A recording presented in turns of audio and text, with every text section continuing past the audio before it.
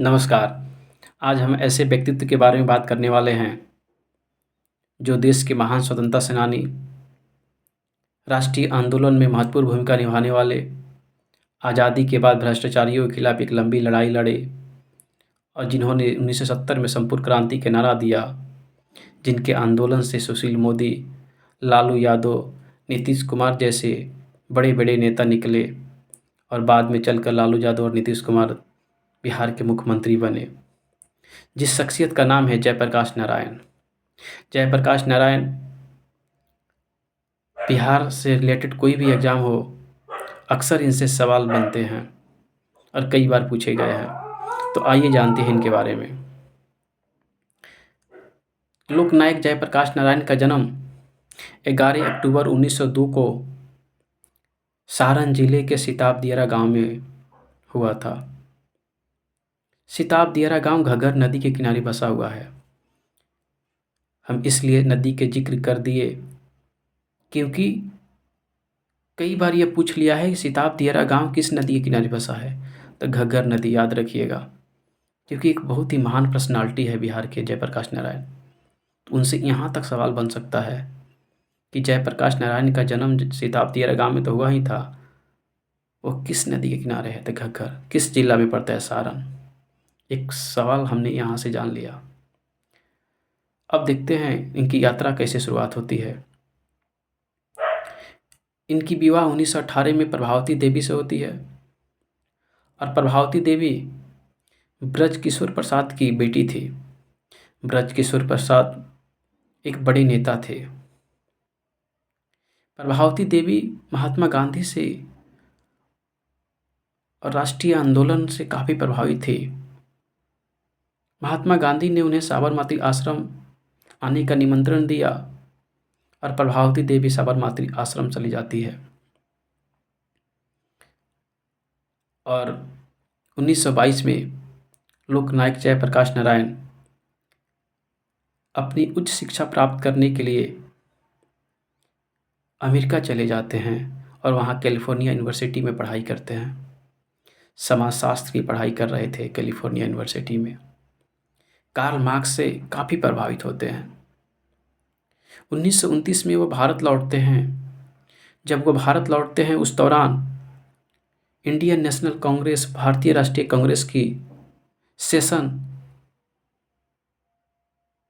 लाहौर में चल रहा था, जिसकी अध्यक्षता जवाहरलाल नेहरू कर रहे थे। जवाहरलाल नेहरू उन्हें भारतीय राष्ट्रीय कांग्रेस में शामिल कराए और जयप्रकाश नारायण की यात्रा यहाँ से शुरू होती है। राष्ट्रीय आंदोलन में शामिल होकर वो देश की आज़ादी में अब अपनी भूमिका निभा रहे थे। कुछ ही दिन बाद 1930 में गांधी सविनय अवज्ञा आंदोलन की शुरुआत करते हैं और सविनय अवज्ञा आंदोलन में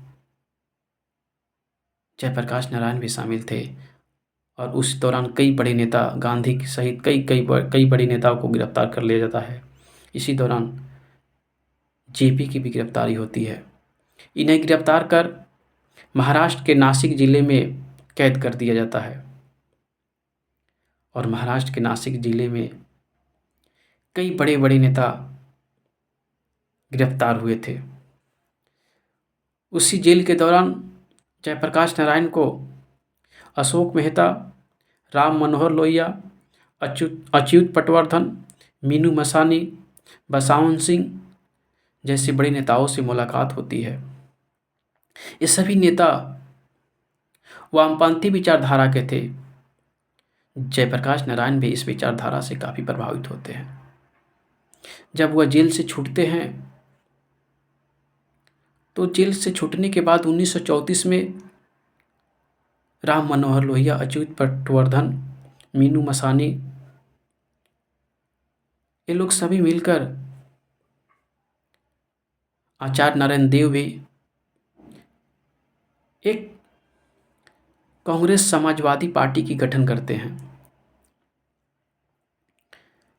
यहीं से सवाल डायरेक्ट पूछा जाता है कि कांग्रेस समाजवादी पार्टी के संस्थापक कौन कौन लोग थे, तो जयप्रकाश नारायण, आचार्य नारायण देव, राम मनोहर लोहिया, अच्युत पटवर्धन, मीनू मसानी, इन लोगों का नाम याद रखिएगा। लेकिन जयप्रकाश नारायण का नाम जरूर याद रखिएगा, इनका बहुत महत्वपूर्ण भूमिका है। कब गठन हुआ? 1934 को। लेकिन थोड़ा यहाँ पे ठहरिए। 1931 में बिहार सोशलिस्ट पार्टी का गठन हो चुका था। तो कंफ्यूज मत होइएगा, बिहार सोशलिस्ट पार्टी और कांग्रेस समाजवादी पार्टी, इन दोनों में अंतर यही है कि 1931 में गठन हुआ था और 1934 में कांग्रेस समाजवादी पार्टी का गठन हुआ था। हमने संस्थापक के बारे में भी नाम बता दिया। लेकिन कांग्रेस समाजवादी पार्टी के गठन से संबंधित जो सवाल बनते हैं वो पूछ लिया जाएगा कि इसके अध्यक्ष कौन थे। कांग्रेस समाजवादी पार्टी के अध्यक्ष के बारे में पूछा जाएगा तो बता दीजिएगा। किसके अध्यक्ष? आचार्य नरेंद्र देव थे। सचिव जयप्रकाश नारायण थे। फिर से मैं रिपीट कर रहा हूँ कि कांग्रेस समाजवादी पार्टी का गठन 1934 में होता है, जिसकी अध्यक्ष आचार्य नरेंद्र देव को बनाया जाता है और सचिव जयप्रकाश नारायण को बनाया जाता है। फिर जयप्रकाश नारायण राष्ट्रीय आंदोलन में अपना योगदान जारी रखते हैं और जब देश आज़ाद हुआ, आज़ादी के बाद भी ये लड़ाई लड़ते हैं। पहले अंग्रेज़ से लड़ रहे थे, अब इसी देश के भ्रष्ट नेताओं से लड़ रहे थे। उस दौर में कांग्रेस की सरकार थी और भ्रष्टाचार बड़े पैमाने पर था। युवा बेरोजगार का शिकार था, युवाओं में निराशा थी। उस दौर में जयप्रकाश नारायण एक मजबूत प्रधानमंत्री को चुनौती देते हैं और संपूर्ण क्रांति का नारा देते हैं। उनके नारों हजारों लाखों युवा शामिल हो जाते हैं और संपूर्ण क्रांति की चिंगारी भारत के हर घर घर तक पहुंचती है और वह चिंगारी एक दिन आग बन जाती है और फिर कांग्रेस को अपने सरकार से हाथ धोना पड़ता है। 8 अक्टूबर 1979 को जयप्रकाश नारायण की मृत्यु हो जाती है। संयोग देखिए, अक्टूबर में जन्म भी हुआ था, अक्टूबर में मृत्यु भी हो जाती है। और इनकी मृत्यु के बाद में 1999 में भारत रत्न से सम्मानित किया जाता है और इनके सम्मान में पटना के जयप्रकाश नारायण एयरपोर्ट भी बनता है। इनके सम्मान में इनके नाम पर रखा जाता है जयप्रकाश नारायण एयरपोर्ट। इनके सम्मान में लोकनायक जयप्रकाश नारायण हॉस्पिटल का भी निर्माण दिल्ली में होता है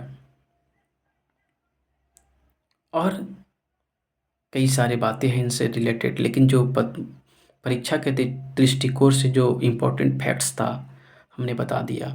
एक इनके बारे में इतना याद रखिए कि किस जेल में कैद थे, तो महाराष्ट्र के नासिक जेल में कैद थे। निकलने के बाद में कांग्रेस समाजवादी पार्टी का गठन करते हैं और कांग्रेस समाजवादी पार्टी के ये सचिव थे। अध्यक्ष आचार्य नारायण देव थे। हमने ये बताया कि इनका जन्म 11 अक्टूबर 1902 को सिताब दियारा गाँव में हुआ था। सिताब दियारा गाँव कहाँ है? सारण जिले में पड़ता है। किस नदी के किनारे है? तो घग्गर नदी के किनारे है। लेकिन जयप्रकाश नारायण श्री कृष्ण सिंह जो बिहार के प्रथम मुख्यमंत्री थे, वह इनके साथ इनके करीबी थे और इनके साथ पढ़ाई भी किए थे। अनुग्रह नारायण सिंह जो बिहार के पहले उप मुख्यमंत्री थे, वह भी जयप्रकाश नारायण के काफ़ी करीबी थे। ये लोग साथ में ही पढ़े थे। जय हिंद।